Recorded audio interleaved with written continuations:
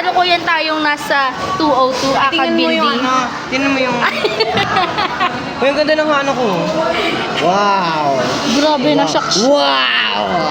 Wow, si baby! Wait lang. Kasalukuyan ho tayong nasa 202 Akad Building dahil tayo ay pinalayas sa FBS dahil po kami ay sobrang kalat. Migration na naman po kami. Yun na nga, araw-araw na lang nagma-migrate.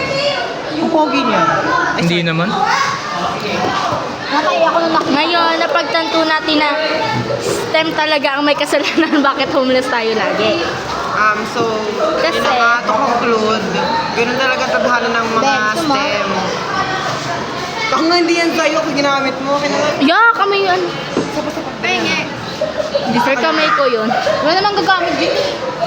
Penge pa. Basta. Kasi, Ayun na nga. wala.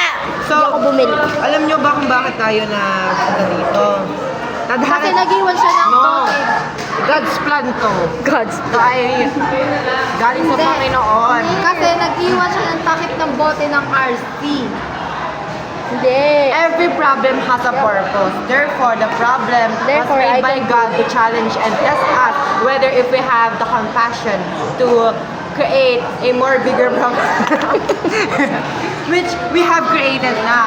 So, the problem was x squared plus minus... Ayoko sa'yo. Ambot. Okay lang. Okay lang.